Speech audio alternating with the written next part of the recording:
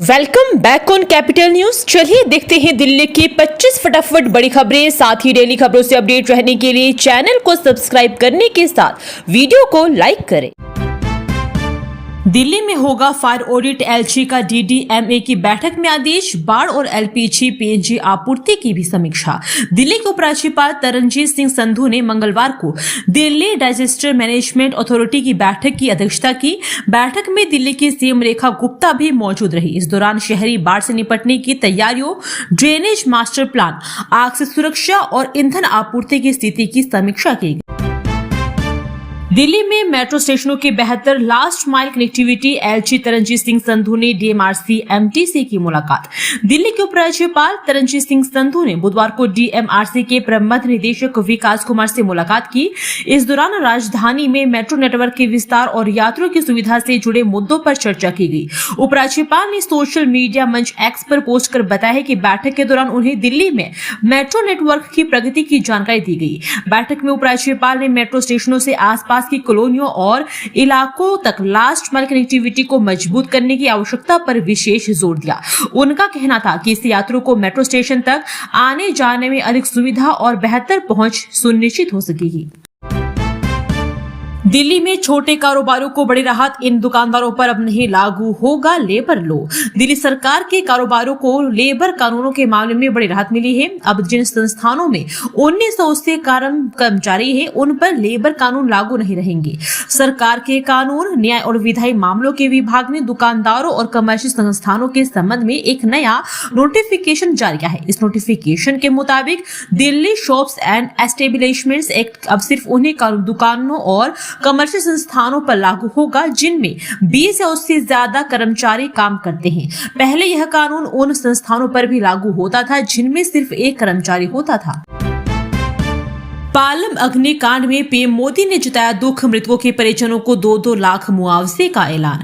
दिल्ली में पालम थाना क्षेत्र के साथ नगर इलाके में एक 4 मंजिला इमारत में आग से एक ही परिवार के 9 लोगों की जान चली गई। इस हादसे पर देश के प्रधानमंत्री नरेंद्र मोदी ने शोक जताया है। इसके साथ ही उन्होंने मृतकों और घायलों के लिए मुआवजे का भी ऐलान किया है।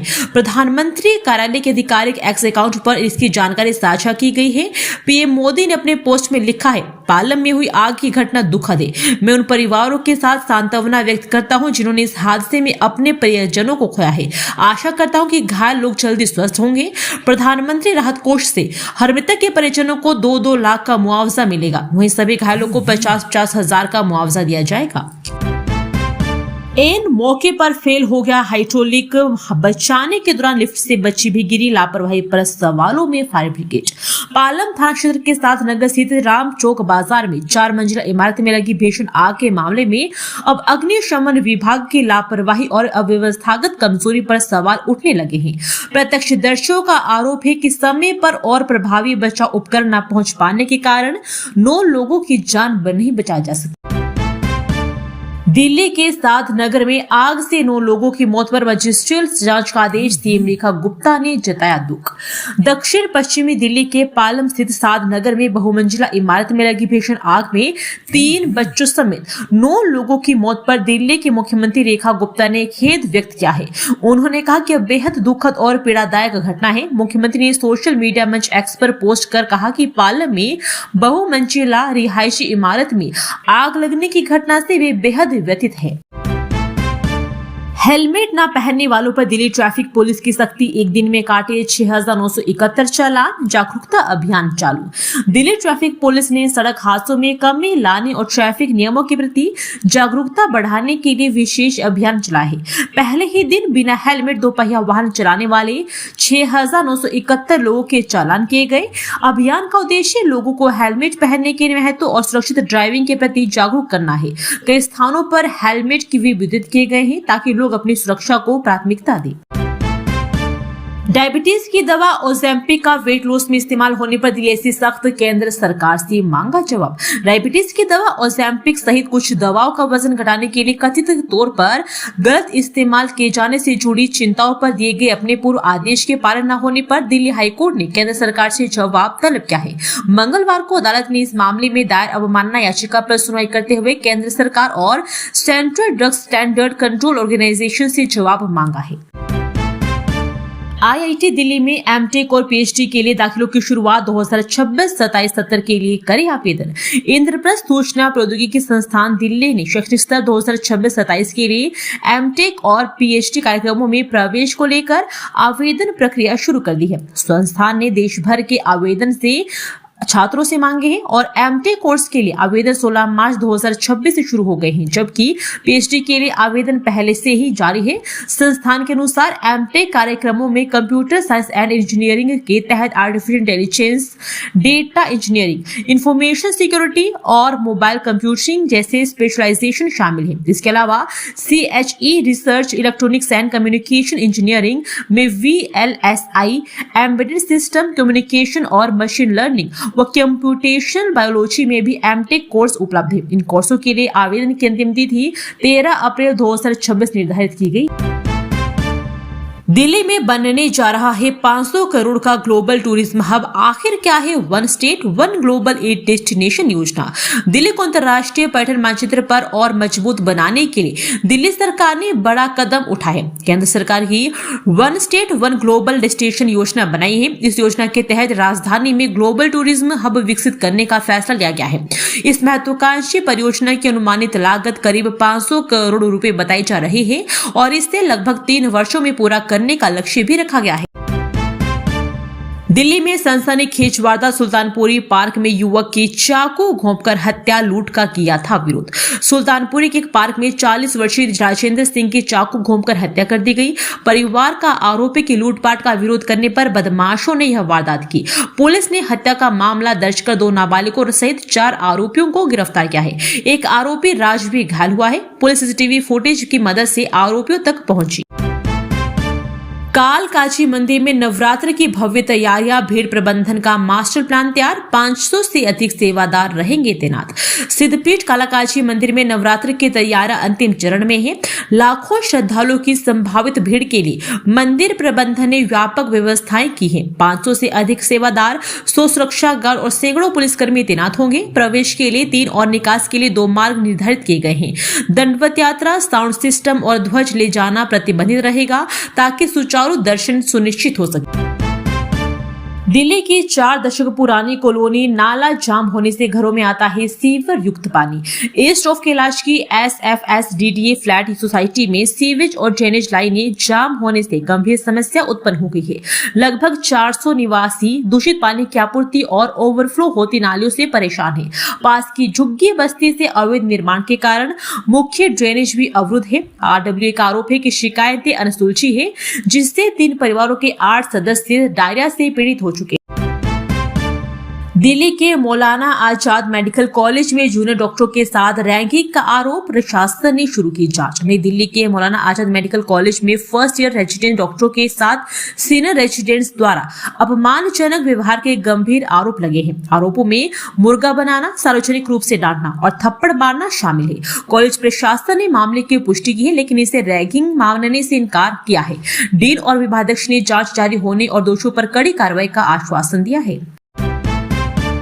दिल्ली के सुल्तानपुरी में अतिक्रमण हटाने की कार्रवाई के दौरान भारी हंगामा, भीड़ के आगे झुका प्रशासन। सुल्तानपुरी के SBI बैंक रोड पर ASDM STF की टीम के अतिक्रमण हटाने की कार्रवाई को भारी विरोध के कारण रोकना पड़ा। भीड़ बढ़ने पर अधिकारियों ने लोगों को 3 दिन की मोहलत दी है। पर्याप्त पुलिस बल न मिलने से अन्य जगहों पर कार्रवाई नहीं की गई। टीम ने कुछ दुकानों के टीन शेड हटाए थे ताकि हंगामा शुरू हो गया। पुरखे अंग्रेजों के घोड़ों की करते थे देखरेख। दिल्ली रेस कोर्स में आगे बढ़ी प्रशिक्षकों की विरासत। दिल्ली रेस क्लब को लाखों खाली करने की नोटिस से 250 से अधिक घोड़ा प्रशिक्षकों का भविष्य अंधकारमय हो गया है। ये प्रशिक्षक पीढ़ियों से घोड़ों को प्रशिक्षित कर रहे हैं, जिनके पूर्वज अंग्रेजों के घोड़ों की देखरेख करते थे। इरफान अली जैसे प्रशिक्षक बताते हैं कि घोड़ों को जिताने में उन्हें अपने बेटे की जीत जैसी खुशी मिलती है। अब रेस न होने से उनके रोजगार पर संकट है। पश्चिमी दिल्ली के छावला में 6 साल की बच्ची से पड़ोसी ने किया यौन उत्पीड़न, पुलिस ने आरोपी को किया गिरफ्तार। पश्चिमी दिल्ली के छावला में एक 6 वर्षीय बच्ची से उसके पड़ोसी ने यौन उत्पीड़न किया है। आरोपी ने बच्ची को टॉफी बिस्किट का लालच देकर अपने साथ ले गया था। मां की शिकायत पर पुलिस ने त्वरित कार्रवाई करते हुए आरोपी को गिरफ्तार कर लिया है। पुलिस ने पॉक्सो एक्ट के तहत मामला दर्ज कर पीड़िता की मेडिकल जांच करवाई और काउंसलिंग दी जा रही है। द्वारका के पीएम श्री और सीएम श्री स्कूलों के बाहर बदहाल सड़क, प्रशासनिक लापरवाही उजागर। द्वारका सेक्टर 5 में पीएम श्री केंद्रीय विद्यालय और सीएम श्री विद्यालय के बाहर की मुख्य सड़क बदहाल है। कूड़े के ढेर, टूटे फुटपाथ, गायब मैनहोल और अंधेरा छात्रों व निवासियों के लिए समस्या बने हुए हैं। डीडीए से नगर निगम को हस्तांतरित होने के बावजूद स्थिति नहीं सुधरी है। स्थानीय पार्षद ने 1 महीने में सुधार का आश्वासन दिया है, लेकिन प्रशासनिक लापरवाही पर गंभीर सवाल उठ रहे हैं। यमुना पार के बदमाशों को हथियार बेचने वाले 2 तस्कर गिरफ्तार, 3 पिस्तौल बरामद। पूर्वी दिल्ली पुलिस ने यमुना पार के बदमाशों को हथियार सप्लाई करने वाले 2 तस्करों मोहम्मद सुहेल और एहसान को गिरफ्तार किया है। इनके पास से 3 पिस्तौल और 25 कारतूस बरामद हुए हैं। ये खुर्जा से हथियार लाकर दिल्ली में बेचते थे। पुलिस ने गुप्त सूचना पर वेलकम झील के पास जाल बिछाकर सुहेल को पकड़ा, फिर उसकी निशानदेही पर एहसान को खुर्जा से गिरफ्तार किया। पूर्वी दिल्ली में एलपीजी सिलेंडर संकट गहराया, ग्रामीण क्षेत्रों में चूल्हे पर पक रहा है खाना। यमुना पार में एलपीजी सिलेंडर की किल्लत दूर होने का नाम नहीं ले रही है। गैस एजेंसियों पर लंबी कतारें लग रही है। हालात यह है कि 5 से 6 घंटे लाइन लगने के बाद भी सिलेंडर नहीं मिल पा रहे हैं। इस संकट के बीच ग्रामीण क्षेत्रों में लोग चूल्हे पर खाना बनाने लगे हैं। बाजार से लकड़ी और कोयला खरीद कर ला रहे हैं, छतों पर चूल्हे बना रहे हैं। गढ़ी मेंढू, सभापुर, मौजपुर, दल्लूपुरा, गाजीपुर, बदरपुर, खादर समेत अन्य गांव में सिलेंडर की किल्लत है। ग्रामीणों का कहना है कि वे लाइनों में लग कर परेशान हो गए हैं। बुकिंग होने के कई दिनों तक सिलेंडर नहीं आ रहा है। डिलीवरी बॉय को फोन करो तो वह फोन उठाते ही नहीं है। दिल्ली में प्रदूषण पर बड़ी कार्रवाई, शाहदरा उत्तरी जोन में 23 अवैध फैक्ट्रियां सील। दिल्ली नगर निगम के शाहदरा उत्तरी जोन ने मंगलवार को प्रदूषण फैलाने वाली 23 अवैध फैक्ट्रियों को सील कर दिया है। सादतपुर, तुकमीपुर, उस्मानपुर, दयालपुर और भजनपुरा क्षेत्र में सुबह से कार्रवाई की गई है। कई फैक्ट्रियों के ताले तोड़ने पड़े और कुछ जगहों पर विरोध के कारण पुलिस बुलानी पड़ी। सील की गई फैक्ट्रियों में 15 जींस रंगाई गई थी, जबकि अन्य भूजल और वायु प्रदूषण फैला रही थी। ग्लोबल रिसाइकलिंग डे, दिल्ली में 36% कचरा बिना प्रोसेसिंग रिसाइकलिंग के लिए पहुंच रहा है लैंडफिल साइट। दिल्ली में कचरा प्रबंधन चिंताजनक है, जहां प्रतिदिन उत्पन्न होने वाले कचरे का लगभग 36% बिना प्रसंस्करण या पुनर्चक्रण के सीधे लैंडफिल में पहुंच रहा है। इससे लैंडफिल पर बोझ भी बढ़ रहा है और प्रदूषण व स्वास्थ्य संबंधी खतरे उत्पन्न हो रहे हैं। सीपीसीबी की रिपोर्ट के अनुसार दिल्ली के 3 प्रमुख लैंडफिल में 1.7 करोड़ टन से अधिक पुराना कचरा जमा है। आईटीओ यमुना घाट पर युवाओं ने चलाया स्वच्छता अभियान, किनारे फैले कूड़े कचरे को हटाया गया। आईटीओ स्थित यमुना घाट पर युवाओं ने Namami Gange, friends of Yamuna foundation और भारतीय सेवा के सहयोग से सफाई अभियान में बढ़ चढ़कर हिस्सा लिया। इस दौरान किनारे फैले कूड़े कचरे को हटाया गया। नमामि गंगे के शहरी निदेशक धीरज जोशी और FOYF के रमेश गुप्ता ने यमुना को स्वच्छ रखने की अपील। Agusta Westland case, Christian Michel की रिहाई याचिका पर दिल्ली हाईकोर्ट ने फैसला सुरक्षित रखा। दिल्ली हाईकोर्ट ने अगस्ता वेस्टलैंड मामले में बिचौलिए क्रिश्चियन मिशेल की याचिका पर अपना फैसला सुरक्षित रख लिया है। मिशेल ने अधिकतम सजा पूरी करने के आधार पर रिहाई की मांग की थी, जबकि सीबीआई और ईडी ने इसका विरोध किया। एजेंसियों ने जालसाजी के नए आरोपों और प्रत्यर्पण संधि के अनुच्छेद 17 का हवाला दिया, जो संबंधित धाराओं के अब मुकदमा चलाने की अनुमति देता है। सड़क बनाने में इस्तेमाल होने वाली सामग्री की जांच के लिए अपनी लैब बनाएगी दिल्ली सरकार, सुधरेगी काम की गुणवत्ता। सड़कों की गुणवत्ता पक्का करने के लिए लोक निर्माण विभाग अपना खुद का सामग्री जांच व्यवस्था बनाने की योजना बना रहा है। मौजूदा नियमों के अनुसार विभाग के लिए यह जरूरी है कि उसके सड़क परियोजनाओं में शामिल सभी ठेकेदार जाने माने इंजीनियरिंग कॉलेज से सैंपल की जाँच करवाए। अभी विभाग के पास इस कार्य के लिए एक प्रक्रिया है, जिसमें कई इंजीनियरिंग कॉलेज और एक्सपर्ट इंस्टीट्यूट काम की जगहों पर सामग्री सैंपल की जांच करते हैं। परियोजनाएं पूरी होने पर गुणवत्ता ऑडिट के लिए भी यह तरीका। एलपीजी संकट, दिल्ली के स्ट्रीट फूड वेंडर्स पर पड़ रहा जबरदस्त मार, संकट में आजीविका। दिल्ली में एलपीजी सिलेंडर की किल्लत से स्ट्रीट फूड वेंडर्स की आजीविका संकट में है। घरेलू सिलेंडर की आपूर्ति बढ़ने के बावजूद व्यावसायिक सिलेंडर की कमी बनी हुई है। National association of street vendors of India के अनुसार लगभग 30% वेंडर्स ने दुकानें बंद कर दी है, जबकि कई महंगे काले बाजार के सिलेंडर खरीदने को मजबूर है, जिससे उनकी लागत बढ़ रही है और ग्राहक कम हो रहे हैं। कालकाजी मंदिर में नवरात्र पर आयोजित धार्मिक उत्सव को लेकर यातायात रहेगा प्रभावित, ट्रैफिक पुलिस की एडवाइजरी जारी। दिल्ली ट्रैफिक पुलिस ने कालकाजी मंदिर में 20 से 27 मार्च तक नवरात्र उत्सव के लिए विस्तृत एडवाइजरी जारी की है। इस दौरान आउटर रिंग रोड, मां आनंदमयी मार्ग जैसे प्रमुख रास्तों पर यातायात प्रभावित रहेगा। भारी वाहनों की आवाजाही पर प्रतिबंध रहेगा और पार्किंग के सख्त नियम लागू होंगे। पुलिस ने लोगों से वैकल्पिक मार्गों और सार्वजनिक परिवहन का उपयोग करने की अपील की। क्लीन चिट के बाद केजरीवाल का गोवा में हुंकार, बोले आपने पास की अग्नि परीक्षा अब पूरे देश को करेंगे साफ। कथित शराब घोटाले में निचली अदालत ने आरोप मुक्त होने के बाद अरविंद केजरीवाल ने गोवा में भाजपा और पीएम मोदी पर तीखा हमला बोला। उन्होंने आम आदमी पार्टी को कट्टर ईमानदार बताते हुए कहा कि पार्टी ने सबसे बड़ी अग्नि परीक्षा पास कर ली है। केजरीवाल ने चुनौती दी है कि अब झाड़ू से पूरे देश को साफ करेंगे और मोदी को काम की लंबी लकीर खींचने को कहा।